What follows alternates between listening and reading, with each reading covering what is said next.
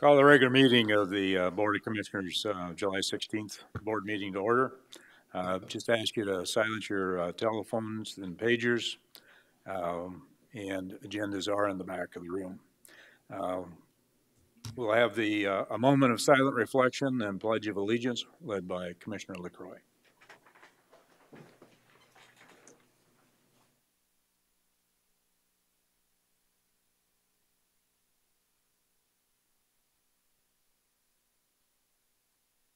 Thank you.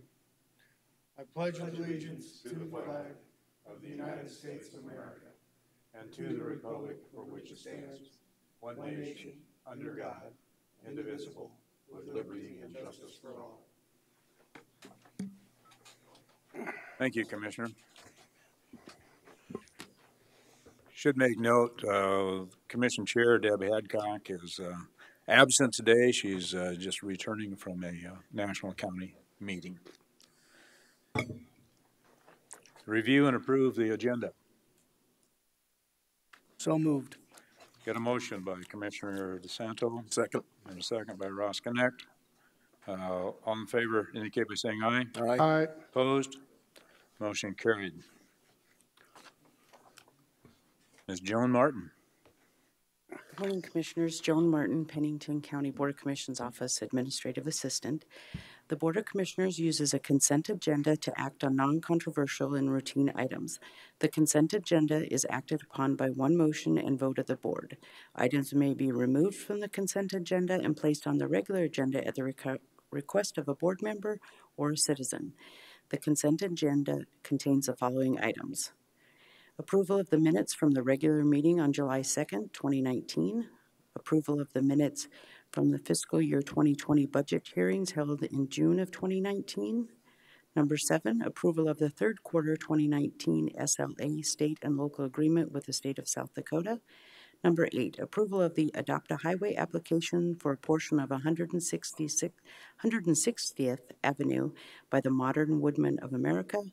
And finally, number 9, recognition and thanks to the volunteers for the month of June. Are there any members of the public who wish to have remove any items from the consent agenda? If not, is there any commissioners that wish to remove anything from the consent agenda? Mr. Chairman, Commissioner. 8 and 9, please. Moving 8 and 9. Is there a motion to approve items 5, 6, and 7? Move to approve 5, 6, and 7. Second. Got a motion and a second. All in favor indicate by saying aye. Aye. Nay, or any opposed, nay. Motion carried. 8 and 9. Commissioner LaCroix. Thank you, Mr. Chairman. I just wanted these pulled for recognition purposes. I think anytime we get volunteers to help clean up and keep our community clean, I think they needed special recognition, and I appreciate the Modern Woodmen for taking up that task. Thank you.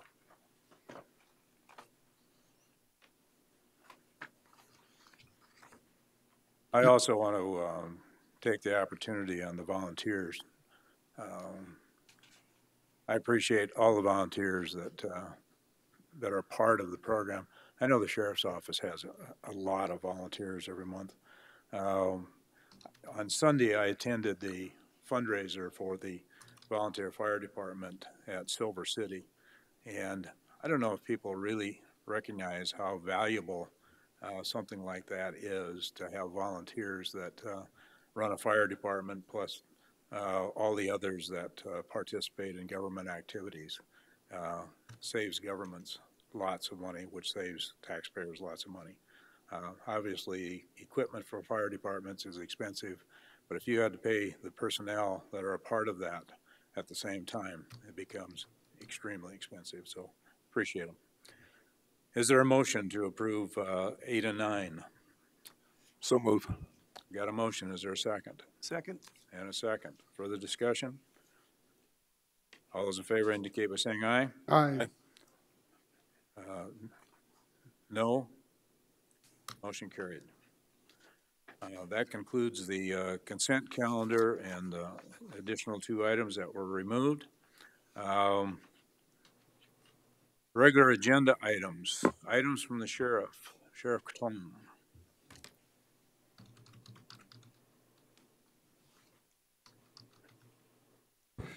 Good morning, Kevin Tome, Pennington County Sheriff, and this is part of the jail laundry and kitchen update that obviously is under construction currently, and of course we need to equip it once it gets built and update all of our equipment. And you have before you in the memo the food service equipment contract that we'd like to award, and it specifies in the motion the $695,000, 805.03. And that's paid for through a combination of our budgets with JSC, the JL Care Campus.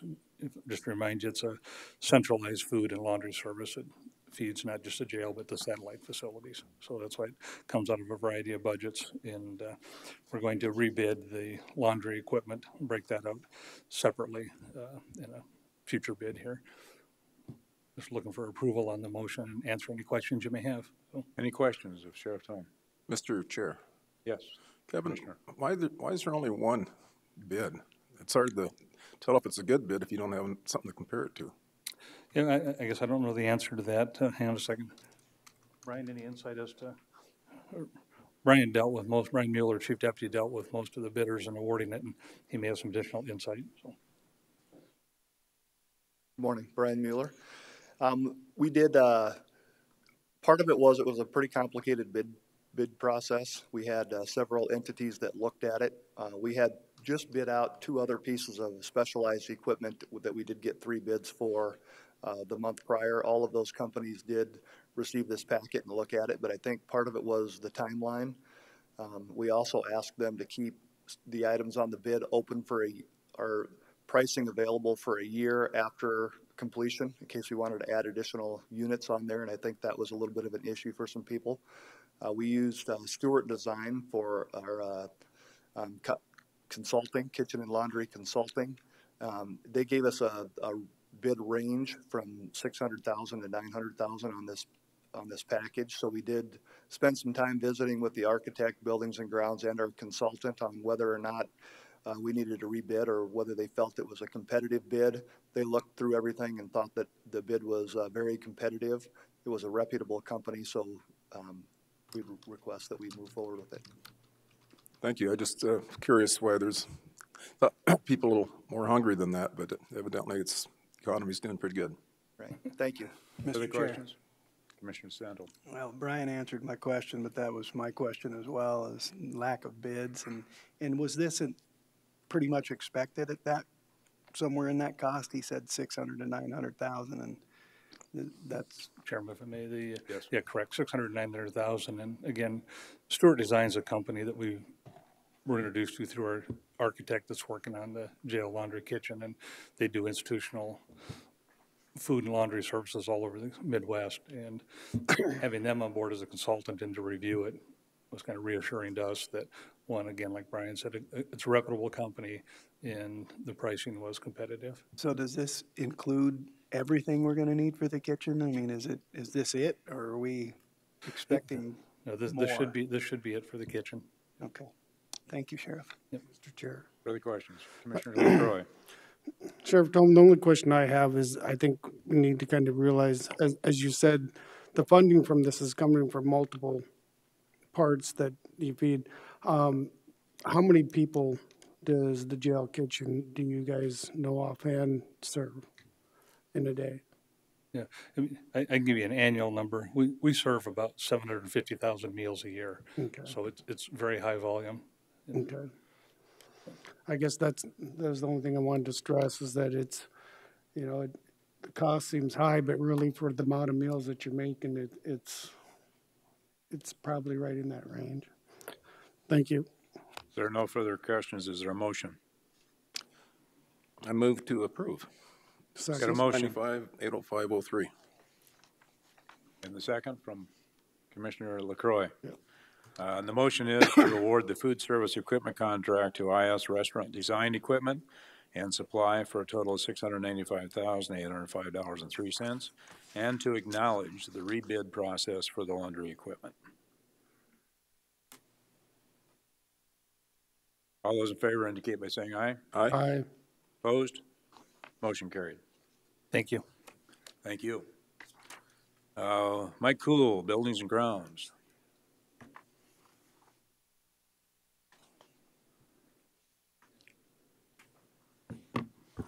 Good morning. Mike Cool, Pennington County Buildings and Grounds.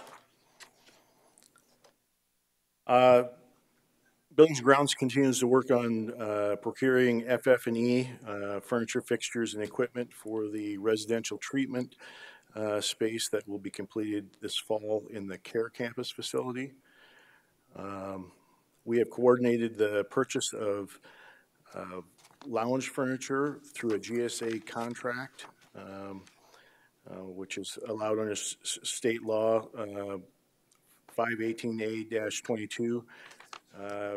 Under this, we'll be providing lounge furniture for 5 lounge areas within the building at a cost of $29,663.22. This money will be funded through the $90,000 FF&E budget that was outlined originally to the commission when the the construction contract was awarded. Currently, we have procured just over $70,000 worth of furniture. We still have approximately $27,000 left in additional purchases that must be completed yet. In the end, we'll probably slightly exceed what our original budgeted amount was by about $7,000, and that money will come from our budget, our contingency money that was budgeted along with the project, which was $100,000. Currently, we have a remaining balance of about $70,000 of that contingency money. Any questions? Mr. Chair, Yes, Commissioner DeSanto. this was one of my concerns, and I voiced it many times when we voted to do the Care Campus, and that things were going to come in higher than we expected them to come in, and this is another example that it seems like every time we turn around, something else is coming in a little bit higher, a little bit higher. I know $7,000 to most people don't seem like that much money, or doesn't seem like that much money, but it's more money, and the taxpayer is paying for that. And so, I know, Mike, you try your best to get a good deal on this stuff, and get it at the best cost you can get it, but I'm just making my point again that just seems like every time we do something, the dollars just kind of keep creeping up as we get through the project, and I guess that's my comment. I would point out that this is donated funds that were a part of this, so this is not being actually funded through taxpayer dollars. That's good to know. Your point is taken. Thank you. We do strive to try and maintain, minimize additional costs. They are unfortunately having changes within a project are a natural part of a project, and that's why we build contingencies into a project to address those issues. To explain a little bit further. Thank you. Thank you, Mike. Mr. Chair. Other questions? Mr. Chair. Commissioner LaCroix first. Thank you, Mr. Chairman.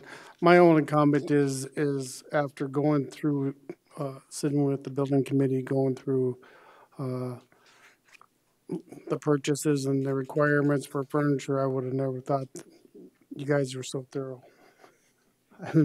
They really looked through a lot of different stuff in the committee when they were picking out the furniture for the Care Campers, how long it's going to last, how long it's, the materials, is it going to hold up to the stains and so forth. And from a person who's had to work at treatment centers or the G-Talks for many years and seeing some of the stuff that the furniture goes through, that was pretty much important. Because quite frankly, I was shocked at some of the sticker prices too. But uh, I think it comes down to you get what you pay for. You can buy throwaway furniture, or you can buy stuff that's going to last for quite a while.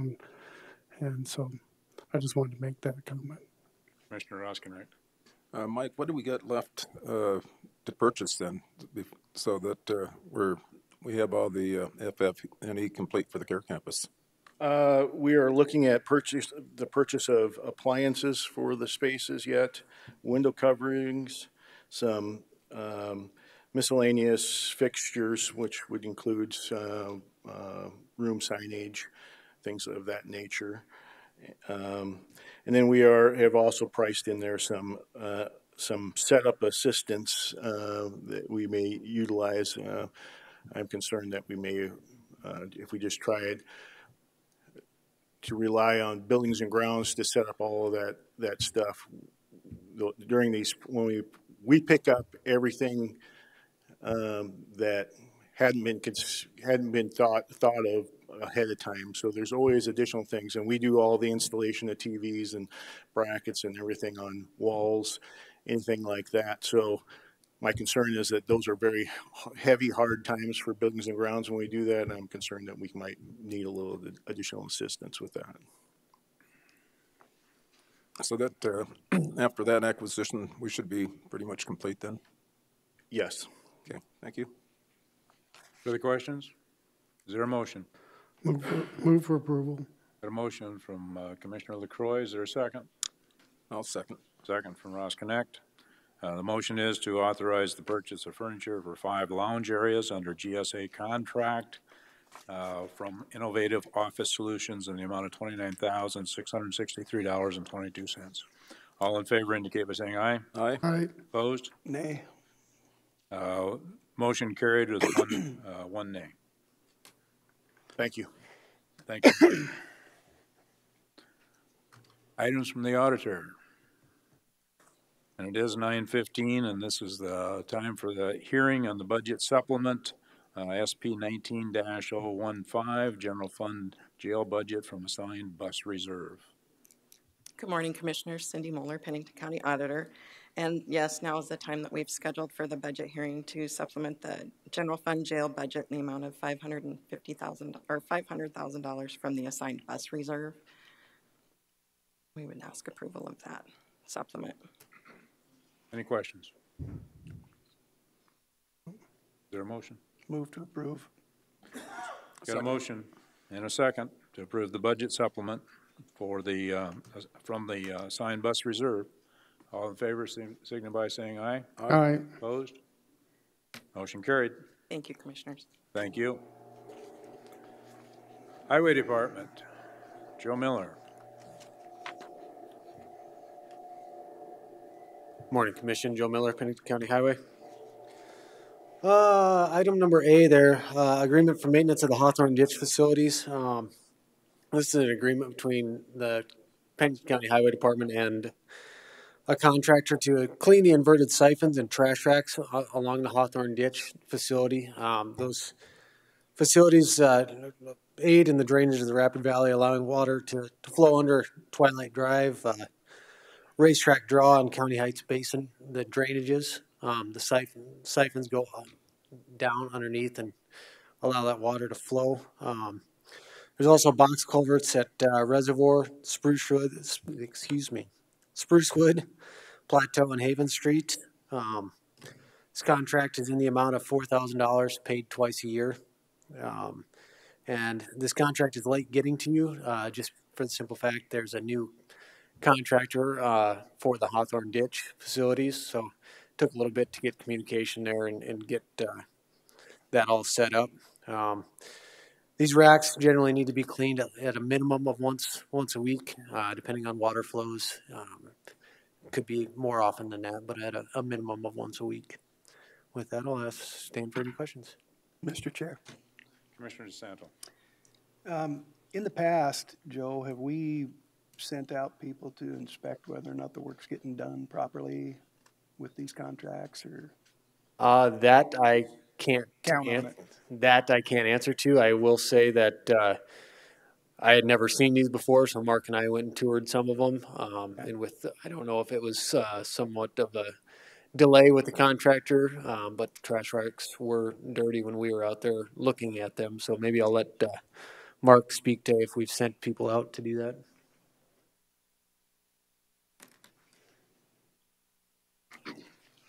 Mark Chalk, Pennington County Highway.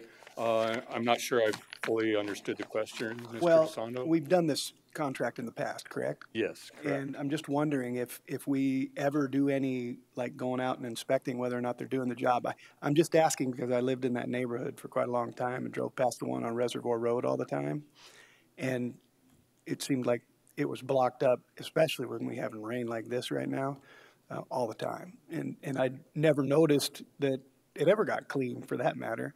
So I'm kind of wondering if we make this agreement, are we every once in a while going to go check and make sure that the person's doing the job they said they were going to do for $4,000? Okay, yes, I understand your concerns there. Joe and I did tour not all of the sites, but most of them last week. And there is some evidence that possibly a better job could be done on some of them. The trash racks do need to be cleaned at least once a week or more, like Joe said. Otherwise, that hinders the flow of water. So they do make sure the trash racks are done. But the immediate area around the trash racks could use a little attention. And Joe and I have talked about that and plan to address that with this year's contract. And we have a new superintendent in place and possibly a new contractor, if approved. A good time to make sure we start off on the right track. Amen. I guess, yeah, I would highly encourage that. And do we have any recourse if it's not getting done correctly or adequately? I don't think there's anything like that written in the contract. Okay. So, yep. All right, thank you. Further questions? Commissioner LaCroix. My own thought when I was reading through this, I thought $4,000 was pretty cheap It myself. does seem cheap, but So I was wondering, and thanks Mark for asking what kind of services we get for that amount of money. And for clarification, the main job is to keep the grids clear of debris, but I think if we start expanding it out into the other areas because we just worked on something like this a couple of weeks ago. It's pretty challenging. So that's the only comment I wanted to make. But thanks for the clarification that, and I suppose if we see something plugged up, we should give a call. Yep, absolutely. Further questions? Mr. Chair. Commissioner Roskinek. Joe, is there a list so when this guy takes over that he's got a checklist so that he knows which ones he's got to do, where they're located, so that I assume there's a routine for the scope of work? Correct. I don't know what the previous contractor's routine was, but they're all, there's a pretty logical order to go in there. And we've got a list of all the facilities in-house. I didn't feel we needed to list those on the memo, but yes, we do have a list of all the structures, and we'll be meeting with the contractor, like Mark said, after we get this. So is this proposed contractor, is he familiar with evidently, I don't know how long the old one was there, but is the new one aware of the scope of work so he understands what he's supposed to do? I believe the new contractor is a kin of the predecessor that was doing it. Okay. So. Yes, that is correct. Thanks. Further questions? Is there a motion to authorize the highway superintendent to sign the agreement? So move. Got a motion by Commissioner Roskinek. Is there a second? Second. And a second by Commissioner LaCroix. All those in favor indicate by saying aye. Aye. Opposed? Motion carried. Thanks, Mark. Item B. All right, this comes to you with the preliminary budget hearings. You approved one additional FTE. I'm coming to you to ask that we be allowed to hire this FTE here in the near future. Due to some unforeseen circumstances, we've lost one of our heavy mechanics due to a work injury. He's got work restrictions, so he's no longer able to perform those duties, and will be out for a minimum of 3 months, could be longer. So with that being said, this leaves only 3 mechanics and our shop foreman to keep up and maintain our equipment fleet. This increases the workload for each mechanic to 100 pieces of equipment each that they're each responsible for. So our backlog is just keeps building up. The net increase for our 2020 budget will be 28,000 due to some staff changes in our office. We decided not to hire a second professional engineer, hired an admin, and then we had a senior admin leave, so we've kind of gained a little bit there. And then for the remainder of 2019, it'll be a budget impact of about $3,000. So with that, I'll stand for any questions. Mr. Chair, Questions? Commissioner DeSanto. a lot of questions today. So you'll be putting out advertisements for interviews for this position, or? Correct. Or you already have somebody? No, we'll be advertising for this. Okay. Move to approve. Got a motion to approve. Is there a second? Second. And a second. Further discussion? All those in favor indicate by saying aye. Aye. Opposed? Motion carried. Item C, Jim Street information. All right. So this comes to you at the request of Commissioner DeSanto, and Lloyd asked for some options here. You should have a spreadsheet attached there with 3 different surfacing options. You got the construction cost. Gravel cost is about $6,300. A blotter surface, which is the gravel surface with a chip seal over the top of it, is about $10,200, and then asphalt would be approximately $13,500. Now, these are just the construction costs. I asked Bill, our engineer, to look into the maintenance as well. So he went on a 24-year life cycle. Generally, that's the life of an asphalt surface. So that's kind of what we did. He increased the maintenance 3% each year to allow for inflation. So as you can see there, the maintenance on the gravel is about $14,800. The blotter surface is about $15,700, and then the asphalt is about $20,500. With this, the gravel, leaving a gravel surface and allowing us to maintain it, if it were to be put on the highway system, with it being such a short stretch, it's going to be difficult to maintain. So it may take longer than what we expect without getting out there. It's bound by a hard surface on either end, so there's nowhere to carry that windrow gravel. So it becomes a little more tricky to maintain that and keep a smooth surface. Blotter surface would be, it'd be a hard surface, much like asphalt, and a little bit cheaper than asphalt. So with that, I guess I will turn it over to Mark. Commissioner DeSanto. I would lean towards the blotter surface. I think drainage-wise and that kind of stuff would work out better. Keep dust down, obviously, and that.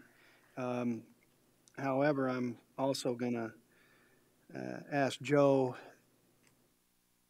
with all of the repairs and so forth and so on that are going on because of this extra rain and water, do you feel like this is a good idea to do now, or should we put this off? It's not something that we have made an obligation to do. We made an obligation to take a look at it and consider getting something done, but we're spending a lot more money than we ever expected to spend this year because of rain and so forth and so on. And that would be the highway department's recommendation, and Mark and I have talked about it at kind of great lengths, and we've got enough on our plate, especially this year, to be taking on another task. That would be our recommendation, is to put this off, for the near, whenever you guys would feel. Okay. Would it be possible, or what would it cost us to just go out and clean up that road once right now so that they're not driving in, trying to drive across foot-deep potholes? It probably wouldn't hurt to put some gravel on it, and get it maintained, get the potholes. I would say probably in that $2,000, $3,000 mark. It's not a huge expense. Commissioner DeSanto. What do the rest of you think? Mr. Chair. Mr. Chair, Commissioner LaCroix. Oh, sorry. I think the main issue on this problem is first we need to add it to the county highway system, first of all.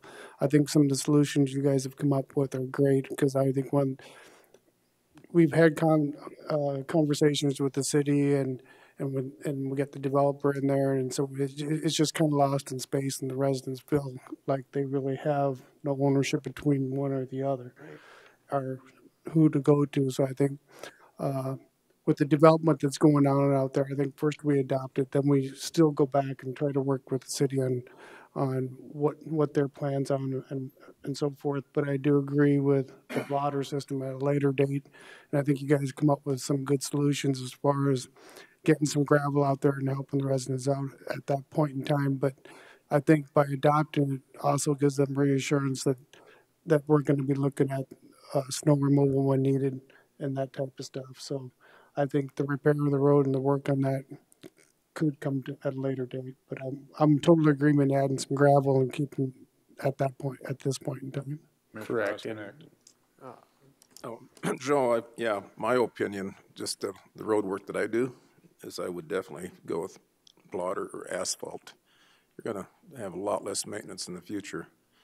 And we're going to have to, no matter what treatment you're going to do, you're going to still have to put some gravel on there to get that base course up the speed. So I totally agree to get some either asphalt millings or gravel on there in the interim. Maybe hold this off until weather conditions are better and maybe next year. But I would not recommend gravel for long-term fix. Correct. And the first step in this, if you guys do wish to add it to the highway system, is there needs to be a resolution drafted and brought back to be able to add that to the county highway system. Well, I think that'd be a appropriate move. Any further questions of Joe? Just one other comment Commissioner LaCroix. is I think possibly we'd have, with communications with the city, we might be able to find some fundings out of their CIP, their capital improvement plans. They do have, if we made a request to them, they could bring it up at their meeting and maybe help out some sort instead of buy. It is kind of a joint venture. Okay.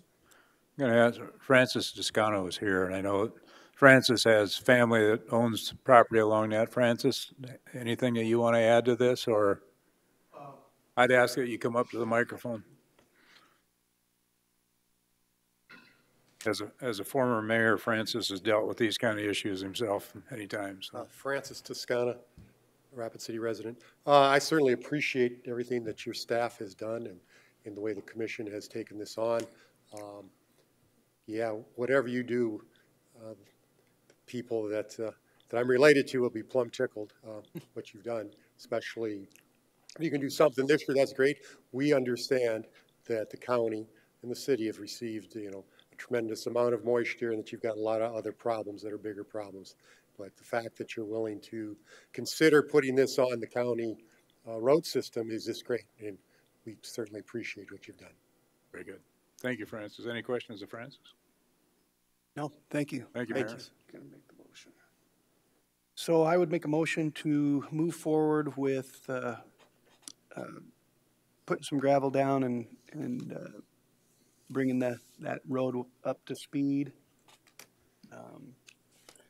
and to prepare a resolution for moving forward with getting it on the county highway system.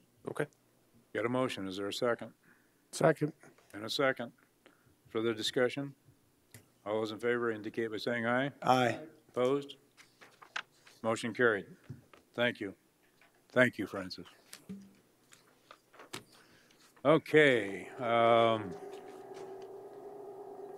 we done with the highway department, Joe? Yes. Okay, I'll just get my stuff. Thank you, packed up. Joe. Thanks, Thank you. Joe.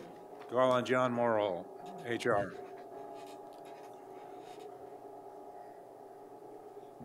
Good morning, Commissioners. John Morrell, Pennington County Human Resources. So today, we just have a memo here for first review of a draft new process with regard to out-of-class pay and field training officer pay. We don't currently have a written process. We're establishing that process both for approval and review by the commission for any changes to existing out-of-class and or field training officer pay, as well as for review and approval of any new policies and rates that may be deemed necessary in the future. So again, today is just first reading of that. We don't need approval today. A motion would be needed just to move this forward to the next meeting for approval. Questions of John? I'll make a motion to move it forward. Got a motion. Commissioner Roskinek, is there a second? Second. And a second. Further discussion? All those in favor indicate by saying aye. Aye. Opposed?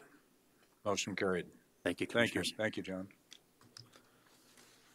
Items from the commission members. Mr. Chair. Commissioner LaCroix.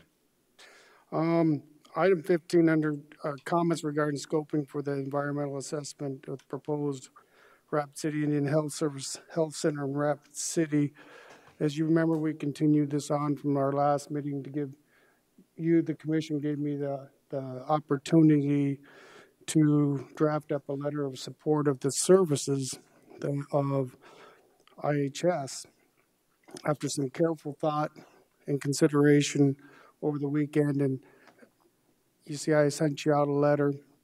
I'll read that first for public notice.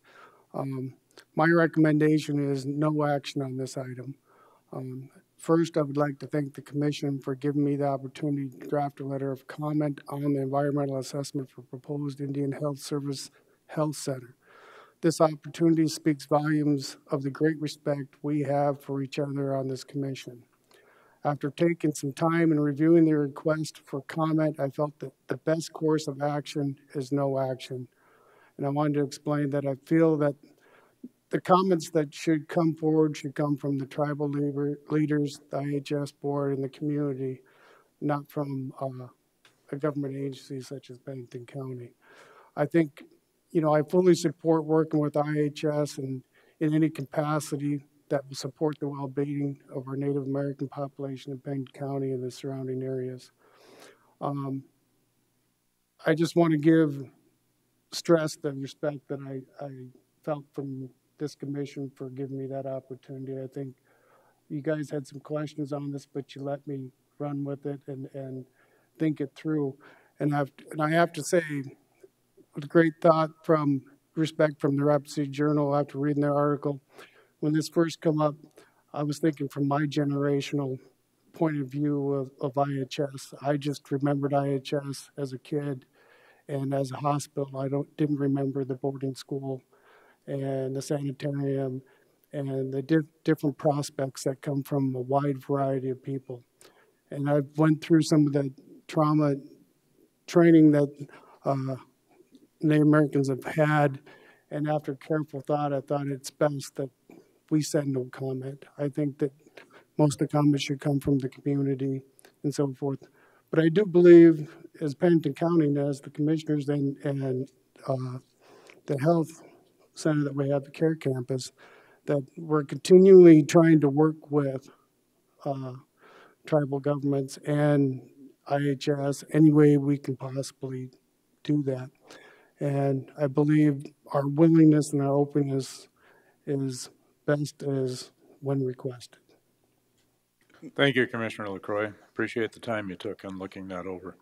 Mr. Chair, Commissioner DeSanto. I too would like to thank Lloyd for putting the consideration into this and the deep thought.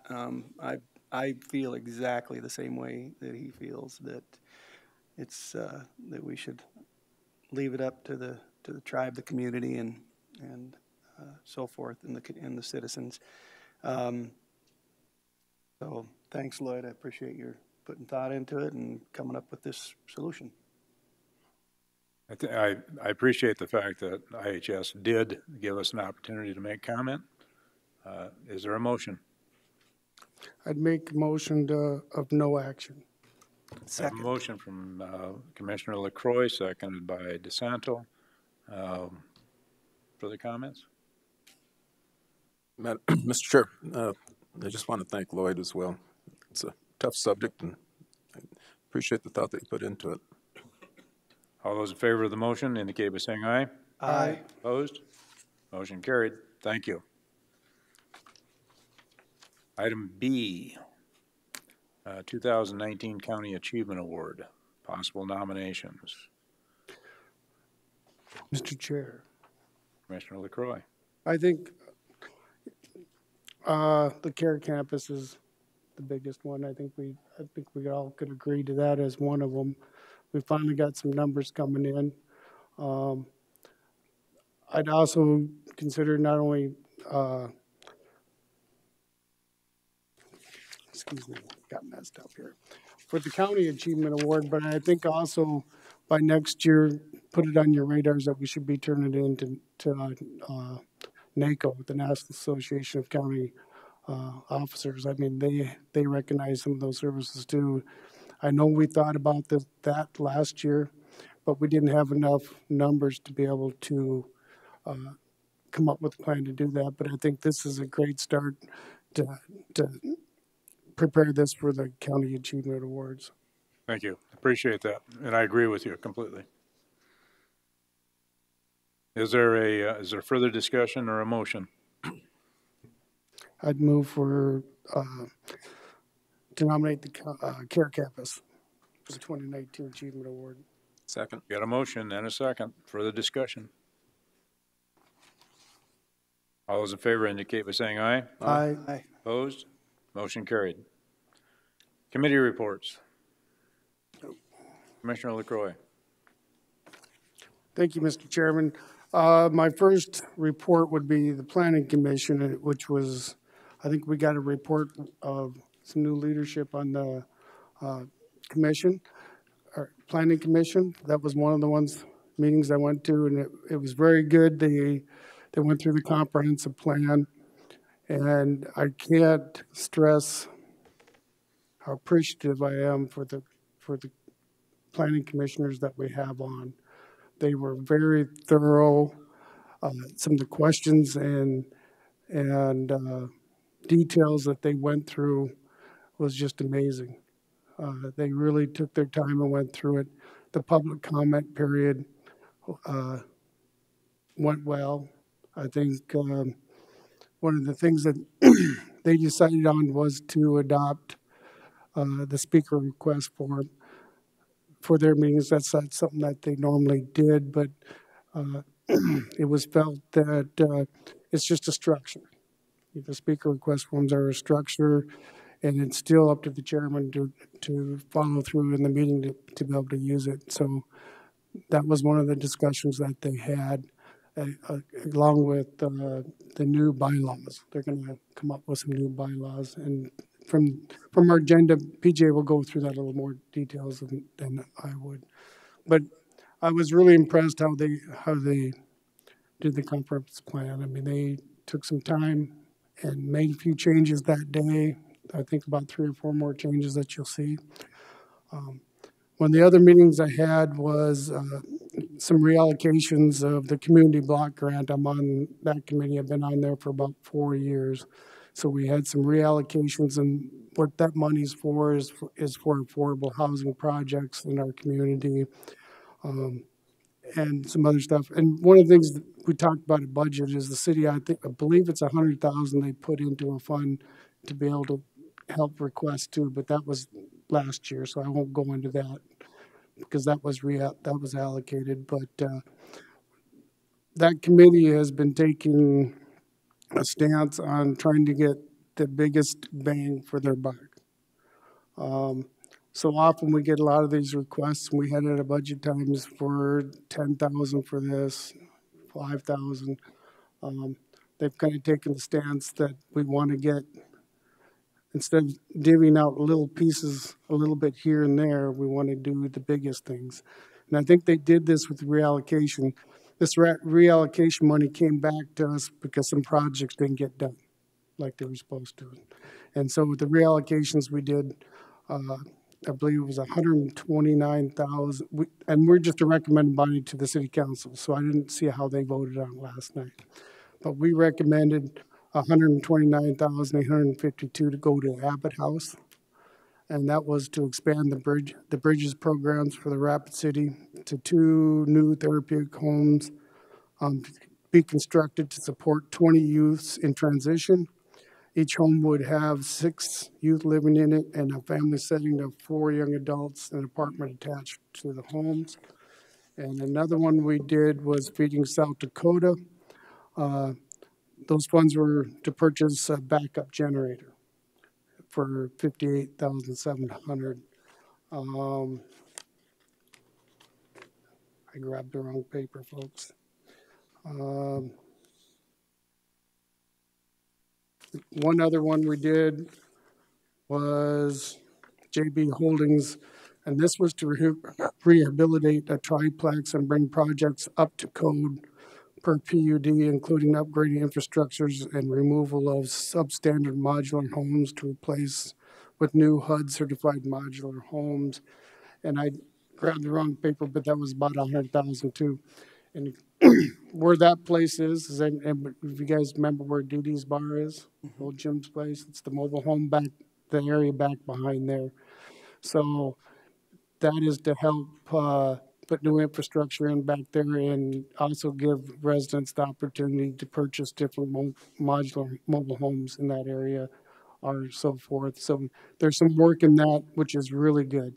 That area's got some really old modular homes, I would say some from the 60s, 70s. So that's where some of the reallocations of these fundings went. So that was the only other meeting I attended. Thank you, Commissioner. Commissioner DeSanto. Mr. Chair, attended the weed and pest meeting, and I'm just continue to be incredibly impressed at Scott Guffey's ability to punt when he needs to. He was asked to cut money from his budget. He cut money from his budget. They were in need of an ATV and a drone to go out with the drone and look for standing water because of all the rain we've been getting, so that they could treat that for mosquitoes. And it also helps them in identifying weed issues, invasive species weed issues, and that kind of thing. They can cover a lot more ground in a lot less time by using that drone. But that was one of the areas where they were going to cut back, but Scott found a grant that made up the difference. And so they were able to not only cut back on their budget, but turn around and still get the ATV and drone because of their grant money. They're finishing up with their shaded fuel breaks up on Edelweiss Road. And again, I mentioned it at the last, when Scott was up talking at the last meeting, that they have some innovative ways of creating revenue for weed and pest, and that's by making some contracts with the U.S. Forest Service, and the U.S. Forest Service is allowing them to sell the timber that they're cutting down for the shaded fuel breaks. And so at this point in time, they've made just shy of $7,000 on their timber sales, and they continue to not just only look at the shaded fuel breaks for the timber sales, but they're trying to find other areas where if they're finding that they're working in and it's convenient for them to do some clearing, then they do the clearing and they sell the timber and they get the money. So very impressed with weed and pest and what they can accomplish. Also, they've got the little biscuits that you throw in standing water to eliminate mosquitoes down at weed and pest. So if you need to pick any of those up, you can go down and pick some of those up and treat standing water that's in and around your house. So, and then something that a lot of people don't know about is that there's a reimbursement program when we have tremendous problems with Canadian thistle around the county. And if you go and purchase chemical to treat your own Canadian thistle, you can go to Weed and Pest, and there's a partial or whole, I'm not sure, don't quote me, reimbursement program for the treatment of that invasive species to keep it under control. So take advantage of it and get rid of that Canadian thistle that just seems to never want to stop. So that's all I've got. Thank you, Commissioner Sandel. Commissioner Roskinek. Just a question for Mark. Mark, is that just for the product, or can you hire the service and the product and have it applied and then get? I believe it's just for the product. Okay. You might talk to Scott about that to get clarification, but I think Good it's just idea, for the though. product. Now, last week I attended the Pennington County Council on Aging. Not the most exciting group. It's that group basically we're trying to make sure that people in Pennington County, they have food and transportation. We approved a $500 check to the taxi service in Hill City, which will provide seniors with rides for medical appointments, dental appointments, and just to make sure that they can get to where they need to be and take care of our senior citizens. That was really the highlight of that meeting. Last Thursday, I attended a transportation improvement program put on by the South Dakota Department of Transportation. That was at the Ramcota. It was a public forum. There was 81 in attendance. I went there in the capacity of being the commissioner for District 1, which we have two major road projects in District 1 right now. We have the South Rochford Road and the Sharon Lake Road, and I wanted to be there in case there was anybody in the audience that might have questions on those two projects, which there wasn't. The biggest concern at that meeting would have been the realignment of an interchange by Piedmont and reconstruction of a corridor going through Hot Springs. Just a quick outline on the Sharon Lake Road project. That is slated for 2020. It's $9.5 million is what they've got the cost coming in at for 9.7 miles of asphalt. And that will go from Sharon Lake Road, from Alberta Drive and Sharon Lake Road to Highway 385. We had one little hiccup, but I think we're getting that worked out, and that the Highway Department is, they engineered and had a concrete box culvert that was going to handle the Horse Creek drainage. State wanted us to come back and consider a bridge. That would be another year in design. What's a year cost? I mean, that's just pretty expensive. A bridge can cost this, but a year is an intangible object that we really can't put a value on, but when you push something out a year, it gets pretty expensive. So you can imagine if we would have done the South Rochford Road 10 years ago, probably been at least half as expensive. So the other project will be the South Rochford Road. That's a 10.8 million or 10.089 million. That will be 9.5 miles of asphalt surface. And that's also slated for 2020. And as far as I know, that's pretty much on schedule. We're going to have me and Joe are going to be in Rochford next Monday at 6 o'clock. We'll have some diagrams, maps, charts, and it's a public forum, so we encourage anybody that's wants to know anything about that project. We can bring them up to speed to what we know to present. So that's all I have. Thank you, Ron. That's going to be held at the Volunteer Fire Department, I understand, in Rochford? Correct. And Joe, will you confirm that we got the fire department for that night? I haven't heard back from her. I just want to make sure that somebody's got the keys to that fire department. Thank you. Okay. The only meeting that I had, committee meeting, was the Area Chamber of Commerce Board of Directors meeting. Probably the main thing that I took away from that would be of interest to the public is that they are, again, recognizing the agriculture producers in Pennington County. There's going to be an egg banquet next week, the 23rd. It'll be held at the Pennington County Fairgrounds, and encourage people that would like to get out and be a part of that to attend the socials at 5:30, followed by a dinner.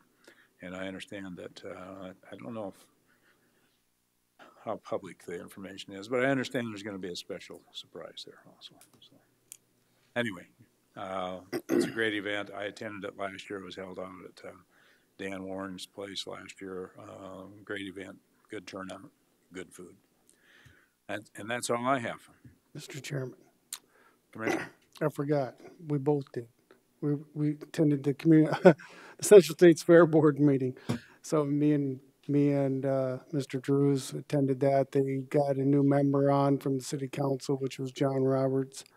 There's some discussion about the building and sprinkling the new building, and there was a little bit of discussion on that, but I think the majority of the discussion at that board meeting was the repavement and bids for, help me out, Gary, around the Red Barn area, and there was two areas, that one by the Midway or something along those lines.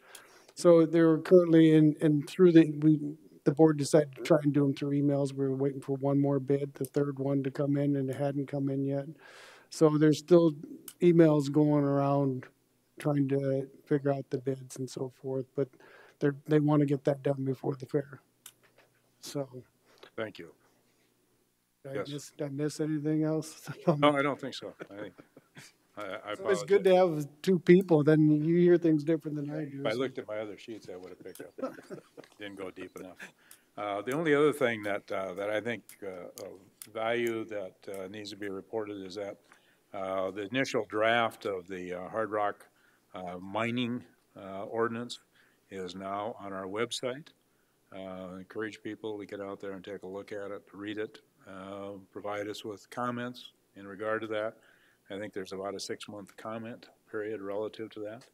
I was in Silver City the other day, I had a couple people approach me on concerns relative to that, not necessarily to that, but to the mineral mountain mining that's proposed to continue by Rochford. So just encourage people to take a look at that.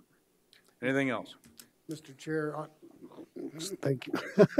Along those lines, part of the planning commission, that was part of our biggest discussion, I think, that took so much time, is we had discussion on hard rock mining into the comprehensive plan. I mean, we made a few changes, but just I'd advise the commission when the comprehensive plan comes forward, it's a guiding document, but we may get a lot of testimony on related to mining when that comes to us, so we should probably be more prepared for that.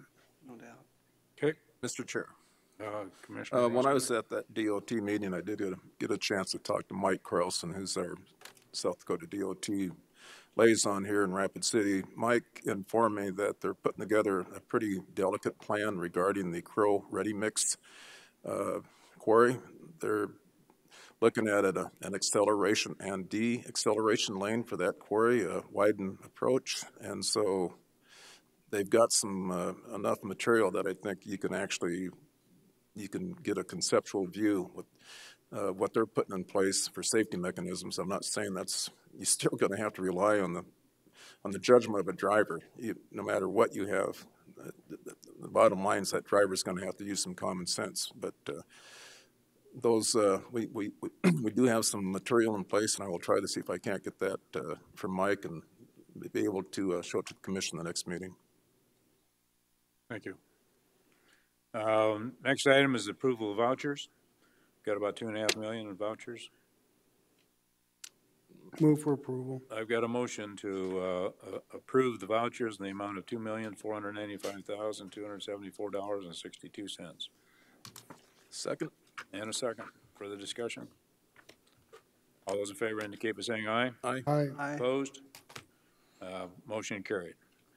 We do have hearings at 10:30 with, as a Board of Adjustment with Planning and Zoning. But I would suggest that we take an executive session at this point in time. Move to go into executive session. Got a motion to go to executive session, move into executive session pursuant to SDL C 125-2 for the purpose of discussing personnel and legal matters. Second. In a second.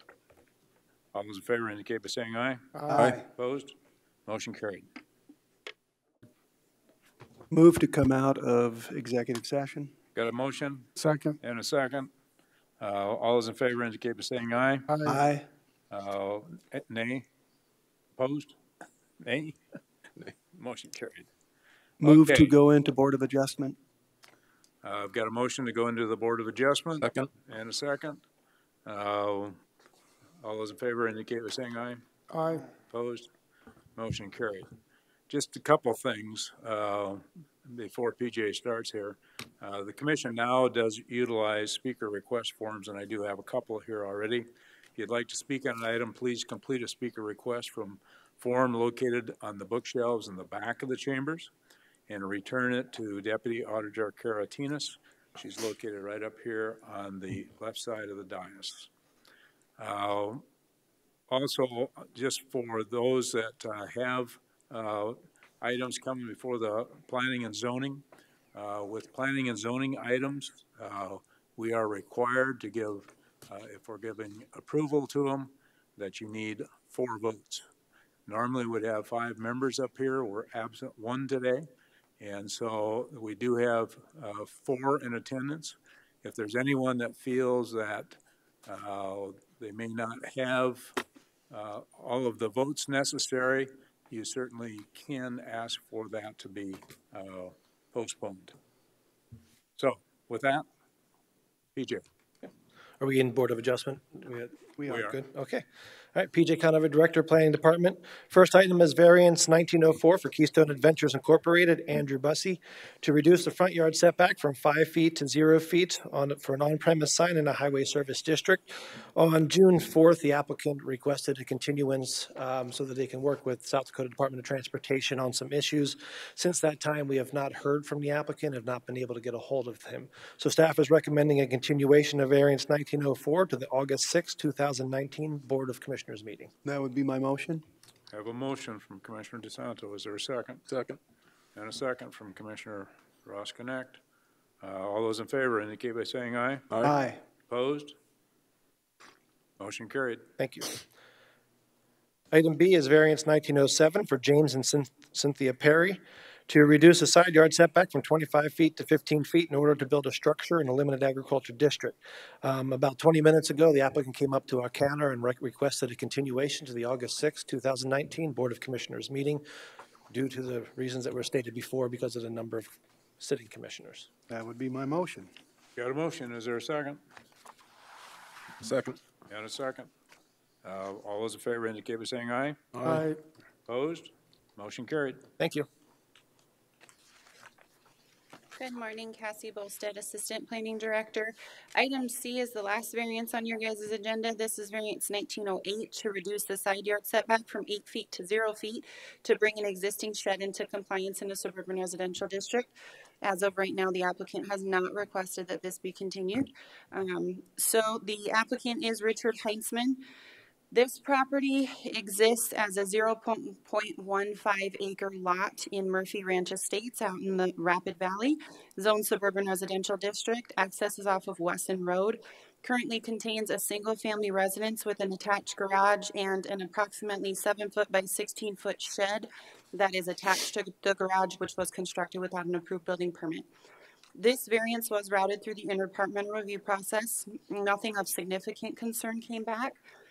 This variance actually came about due to a complaint on the property. In June of last year, staff received a complaint that there was a shed that was built too close to the property line, so we did open an ordinance violation. The shed, as you can see on the right-hand side of the picture there, is approximately 7 by 16 and is attached to the garage on one side and the fence on the other side. During further review of this property, it was also discovered that the shed was located within the platted 8-foot minor drainage and utility easement. The applicant has gone through the process, since this is in the 3 Mile plating jurisdiction, they have gone through the process of vacating a portion of that easement. That was actually done in May of this year. May 22nd is when that was filed. So they vacated that top portion of the 8-foot minor drainage and utility easement. So now they can move forward with this variance request. If this variance request is approved, then they will also need a building permit for that shed. That's right there. On July 8th, staff did receive an email from a neighboring property owner expressing their concern with this variance request, which is included in your guys' packet. So there are those 4 criteria for a variance request. As you can see them up there on the screen. So for the first criteria, staff has verified through a site visit that there are no particular physical conditions which would warrant approval of this variance request, and the shed was constructed without an approved building permit. The second criteria there, this variance would not grant a use which is otherwise excluded from suburban residential districts. If approved, as I said, a building permit will be required for this shed. The third criteria, strict application of the zoning ordinance would require the applicant to meet or exceed an 8-foot setback on the side property line. Therefore, he would have to move this shed. And then the last criteria is that granting this variance would allow for a reduced setback in a suburban residential district, which is not in harmony with the general purpose and intent of the zoning ordinance. And staff has received 1 email voicing concern for the requested variance. If the Board of Adjustment chooses to approve variance 1908, staff recommends 2 conditions be included.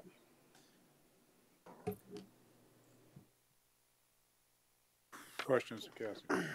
Mr. Chair. Mr. Chair. Go ahead. Commissioner Roskinek. So the city vacated a portion of the easement? Yes, they vacated that, they vacated this whole, the easement actually runs along the interior side of all of the property lines.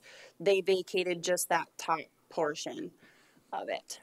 So is the shed that's on the side of the garage, is that situated on any part of an easement now? Not anymore. Okay. Is that shed abutting the neighbor's fence? Yes, it's my understanding that it's actually attached to the neighbor's fence.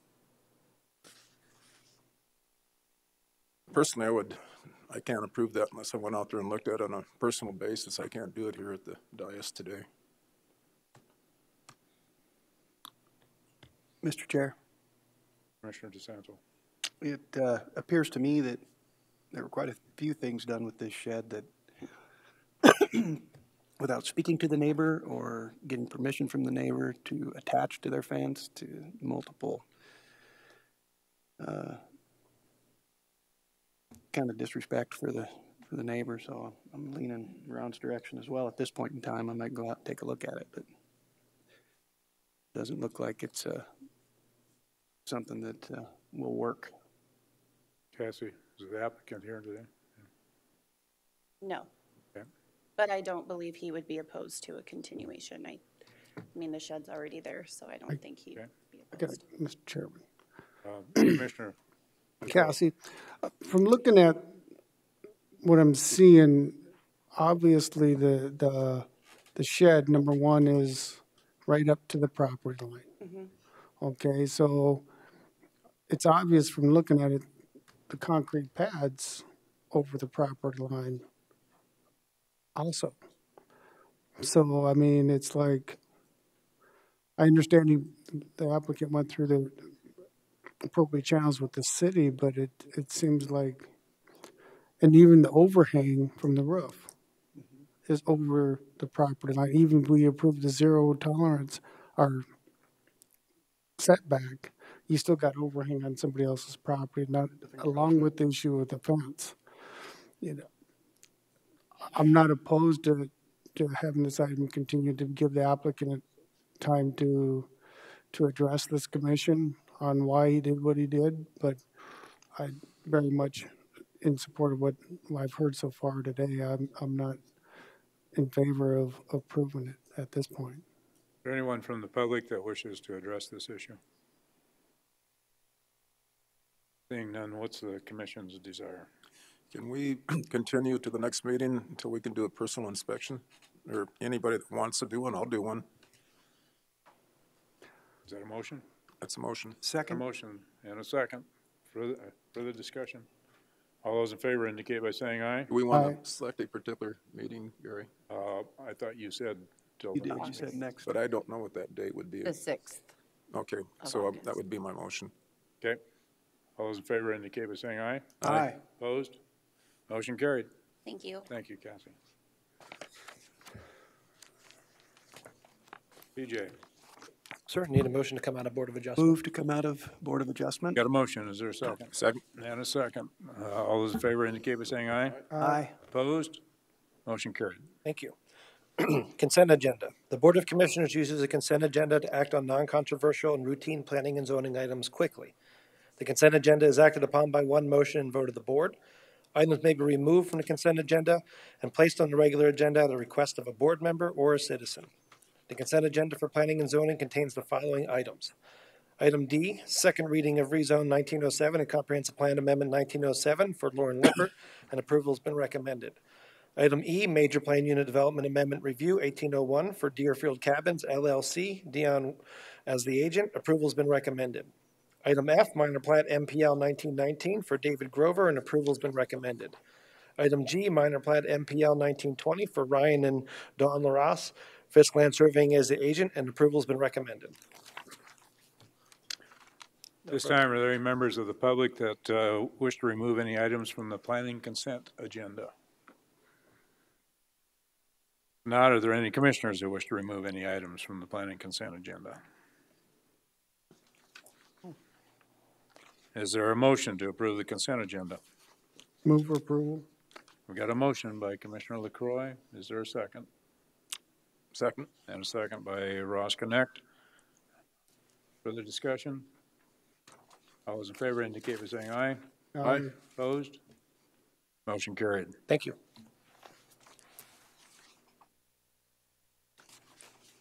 Morning, Commissioners. Jason Fenderson, County Planner. Agenda item H is rezone 1908 and comprehensive plan amendment 1908. Applicants are Brad and Colleen Kurtz, surveyors DC Scott Surveyors. Site location for this property is 2.5 miles north of the intersection of West Highway 44 and Highway 385. As the applicants have submitted a request to rezone 10.5 acres from limited agriculture district to low density residential district. They're also requesting to amend the Pennington County Comprehensive Plan to change the future land use from planned unit development to planned unit development sensitive to low density residential district. This is a subsequent follow-up request from Layout Plan 1910, which is board approved on June 4th of this year, to subdivide the subject property into 2 lots. Under that plan, neither of the subdivided lots will meet the minimum lot size requirement for limited agriculture district. These are the lots here from LPL 1910. Current zoning within the 1 mile, general agriculture district, limited agriculture, low density residential, suburban residential, as well as highway service districts. Future land use within 1 mile includes public land, planned unit development sensitive, suburban residential, low density residential, and highway service districts. The request was sent out for interdepartmental review with no significant comments to report on. I did receive a phone call and an email this morning about from a neighboring property owner stating they desire to keep the property zoned as general agriculture because the previous owner of the property, that was his desire. So with that. Jason, say that one more time. It's a little complicated. I received a phone call from the daughter of the property owners who were the previous owners of the subject property, who his intent was to keep that property zoned, or keep it zoned general agriculture in 10-acre parcels. That's his concern. That was his desire. The family wishes to uphold his last wishes for the property. But they have no ownership of it at this point. They don't have any ownership of the subject property. Okay, thank you. Yeah. Questions of Jason? Mr. Chair. Commissioner Roskinek. So the motivation in subdividing this is to create 1 more residential lot? Yes, sir. Under LPL 1910, they wanted to create lots 8A and 8B. And are one of those improved right now? Neither are improved right now. They'll both actually share a shared access easement off of Highway 385. But other than that, there are no improvements on either one of the lots. Well, my take on this, that was a Martin Collins Belford Ranch many years ago. The easiest way to auction that off is in the 10-acre strips, and that's what they did. And as you see the demand and growth going up 385, I can certainly see, these larger tracts. That just seems to be the nature of the game. They're being subdivided, and as long as those lots are over 3 acres, which is the zoning ordinance, I personally don't have a problem with it. Either. Okay, and we do have a couple of people that would like to make comment on this. Do we have the applicant here? Would you like to come forward?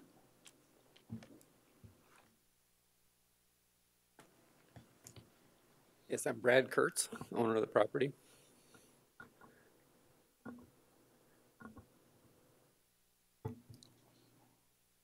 Would you just explain briefly what your desire is?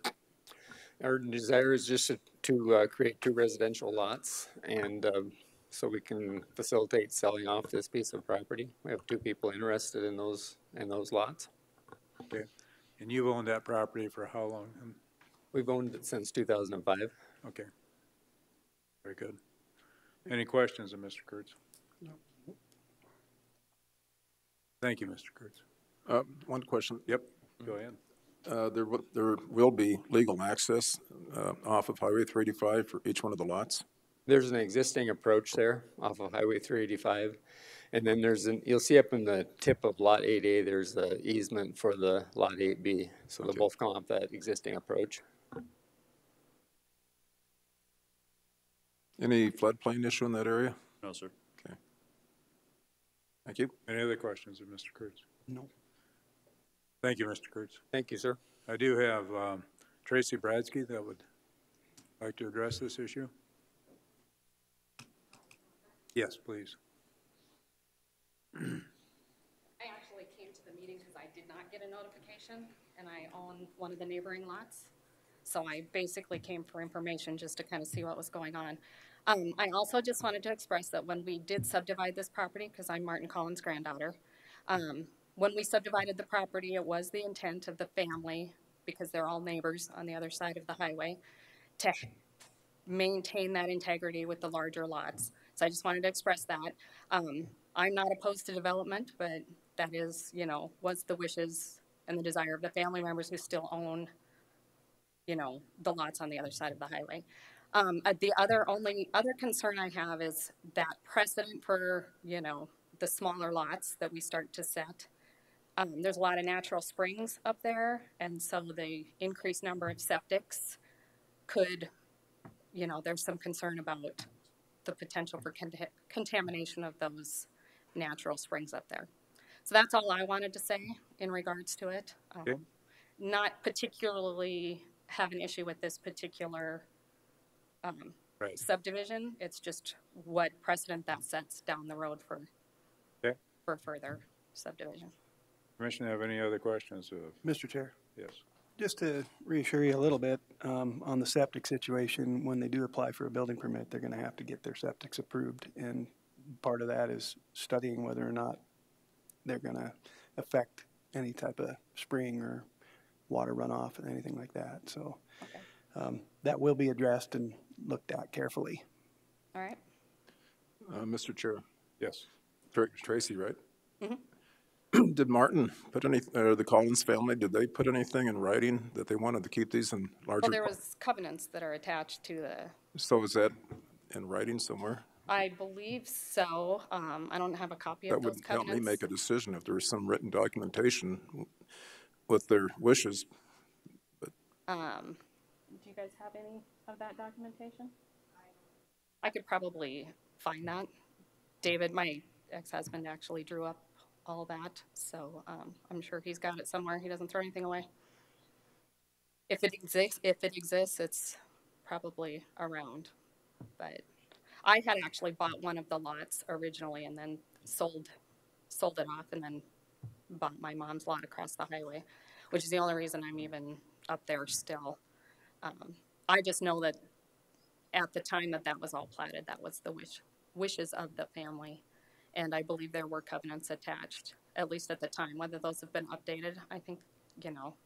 I would make a motion to continue until the next meeting and see if we can produce some documentation that would express what Martin's wishes were, the Collins family. Okay. I have a motion. Is there a second? Second. And a second. Further discussion. Mr. Chair. Commissioner DeSanto. I just want to remind Ron and Lloyd that this is only the first reading, which means that if we were to approve it, there's going to be time before the second reading to dig up that documentation, and that obviously wouldn't, in my opinion, wouldn't come into play unless Brad, Mr. Kurtz, was aware of those covenants prior to purchase of the property. You know what I'm saying? So I would make a substitute motion to approve for the first reading, and therefore given. Sure. Okay, I'll second. Got a motion and I'll a second. your substitute motion. Thank you. To approve. One comment I'd have, Mr. Chair, is, Tracy, are you okay with that?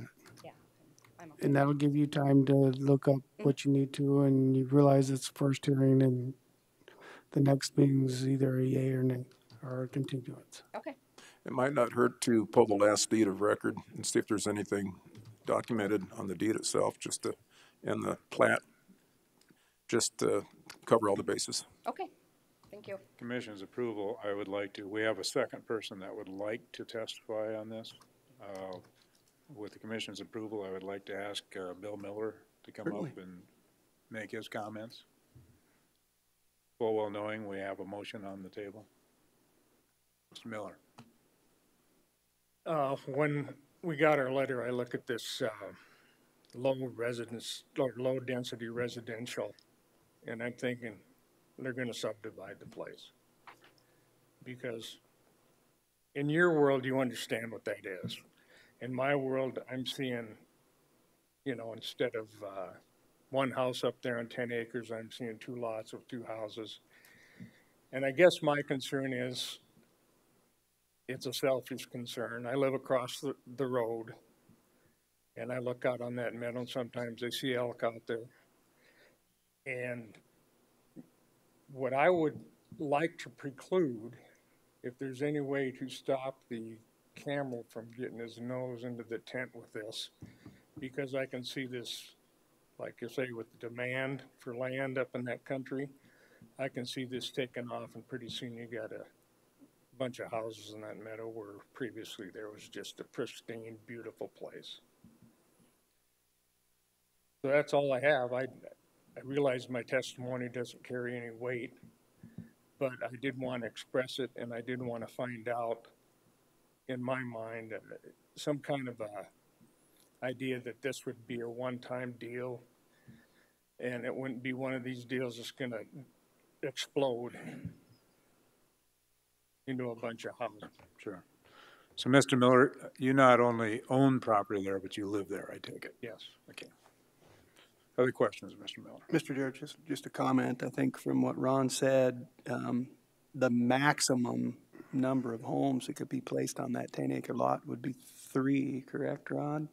If the minimum's 3 acres, I would, but each one of those lots are going to have to meet a lot of different criteria other than size before, and maybe a compromise, you know, do 2 5-acre lots. I don't know if there was a compromise, you know, larger, because then if they were 2 5-acre lots, you could not subdivide it any further.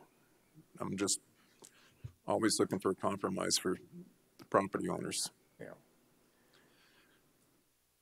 But as Mark said, this would just be the first reading. That nothing's set in granite until the next one. That's time for other testimony and documentation. Mr. Chair. Yes.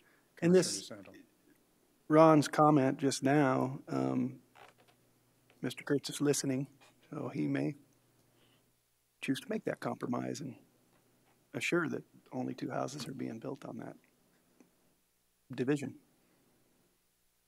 Any other questions of Mr. Miller? Chair. Yes. I just want to thank Mr. Miller for his brute honesty. I mean, come up and you tell it how it is. I appreciate that. And I really appreciate the commission that we have here, because I learned a couple different things throughout this process just now that I think was very educational, not only for you guys, but for us also. So I'm going to support the motion on the floor to continue for the documentation to come forward and maybe a possible compromise as Mr. Roskadek had mentioned. Okay. Thank you, Mr. Miller. Thank you for your time. Thank you. Further discussion? All those in favor of the motion, the substitute motion, indicate by saying aye. Aye. Aye. Opposed? Motion carried. Thank you. Mr. Chair, if I could have a minute just to expand on what Commissioner DeSanto said for the speakers. There is still one more meeting on the rezone. You're absolutely correct for that. The applicant would still also need to apply for a minor plat to officially subdivide the property, and that still has that would still have 2 hearings, one before the Planning Commission and one before the board. And so that would be coming up. Those are not advertised. They will not receive letters, but they will appear on our agenda. So there's still at least a minimum of 3 more meetings on this item. Okay, provided that it would pass at the next. Provided that the rezone would pass, but the applicant would have an option for a lot size variance. Okay, thank you. Okay, update, Planning Commission. Yes, sir. Item I is an update on the Planning Commission. On July 8th, 2019, the Planning Commission held their yearly organizational meeting. And just as an update, Mr. Rich Marsh was voted in as the chairperson, Sonny Rivers as the vice chair, and Travis Lassiter as the second vice chair. They will serve a term from July 2019 to the end of June 2020. In addition, the Planning Commission also voted to look at updating their bylaws, which have not been updated since 2011. And Commissioner Marsh, Commissioner Johnson, Rundy, and myself are on that committee with Commissioner Lassiter as like a member at large. Nothing further on that item. Very good. Item J. Item J is an update on floodplain development permit 1906 for a letter of map revision, case number 18-08-0912P as in Paul. This was first brought before the Board of Commissioners on February 19th. This is a major letter of map revision near Rushmore Forest Products, and this is just an update that this took effect in FEMA on June 17, 2019, and is viewable on their mapping system as an update. I just found out this morning that on Rapid Map it was updated on our current maps as of 7:15 this morning. So nothing further on that. Any questions on Mr. Chair. Yes, Commissioner Roskinek. PJ, how would that affect the Firehouse, Naked Winery, Bighorn Storage, and the Rushmore Forest Products? Looks like they would be, for an example, the Firehouse, they're doing some expansion on that hillside, and then I think that's stopped right now, but we were concerned about some of that being in the floodway. Is this going to change that, the dynamics of it? So not much has really changed on those properties, that looks on the Firehouse properties or the new campground. They have submitted, Mr. Fuchs submitted 4 new floodplain development permits using the updated information, and those are being reviewed right now, but staff does not anticipate any concerns with that. The biggest impact is on Rushmore Forest Products property. They're the ones that actually commissioned this to be done by the surveyor. It benefits them by decreasing the level of the floodway, but as it decreased it, it made it wider. Mm-hmm. So more of the area is in it, it's just not as deep anymore. Just rearrange it a bit. Correct, sir. So that that would kind of dictate who needs flood insurance and who would not need flood insurance, and what it's going to cost. And what it's going to cost. Yes, sir. So that's the third one, right? The third FEMA map in that area in the last 20 years? Yeah, I would anticipate more coming too. Any other questions, PJ, on that? No, sir. Item K, comprehensive plan. Item K is an update on ordinance amendment 1901, which is a draft of the Pennington County Comprehensive Plan. The Planning Commission since January of this year has met, had 10 public meetings and over 20 hours of public hearing on the proposed comprehensive plan. At their last meeting on July 8th, they proposed recommendation of the comprehensive plan with some edits that they've made. Now, with those edits, it's going to take Matrix Design Group a couple weeks to get those edits up. In addition to that, they're still working on a glitch between their layers for the GIS system and the city's layers because they were incompatible. Staff found some irregularities in it, and they're still working on that. But with that, what staff is looking for is for the board to consider possibly having their first official hearing on the comprehensive plan in October. You could either have them during a regularly scheduled meetings, or you could have special meetings if you'd like. Matrix Design Group is contractually obligated to appear at the very first meeting to kind of give the board, in this case, kind of a general overview and a direction as you go through the comprehensive plan. I believe every commissioner has sat in on at least one planning commission meeting. So after Matrix has updated the document, we'll produce new documents with the newest changes, plus newer maps and also an updated comment matrix.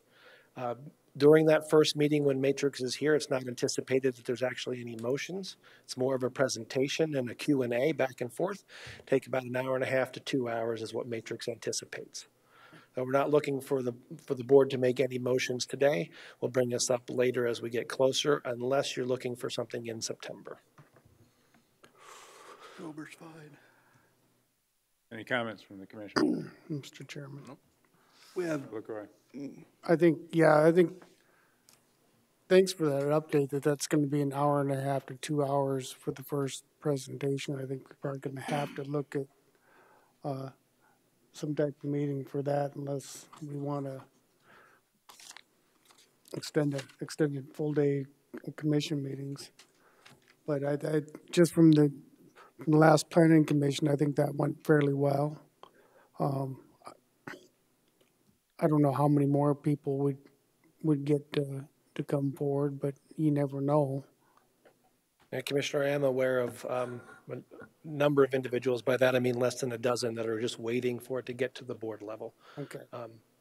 Not that they don't trust the planning commission or anything. They just would rather make their comments in front of you. That's good to know. I would, personally, I think that we wait on establishing that date until the Matrix Design have had an opportunity to kind of give us maybe a better date for their completion of their work. Okay. And then we can schedule them in at that point. Sure. Mr. Chair, I might want to remind everybody that also we are making final budget decisions in September, so it might not be such a great true month to plan something else on top of that. Yeah. Okay. Further questions, comments? Thank you, PJ. Yep. Thank you. Items from the public. Anybody here wishing to have items to address the commission with? Seeing none, I would ask for a motion to return to executive session to complete our business relative to personnel and legal matters. Move to resume executive session. Got a motion. Is there a second? Second. And a second. All those in favor indicate by saying aye. Aye. Aye. Motion, opposed? Motion carried. Thank you. Need a motion to come out of executive session? So move. Second. Got a motion by Ross Connect, a second by LaCroix. All in favor indicate by saying aye. Aye. Opposed? Motion carried. Next motion. Move to adjourn. Got a motion by DeSanto to adjourn and a second by LaCroix. All in favor say aye. Aye. Opposed? Motion carried. Thank you. We are done. Thank you. Adjourn.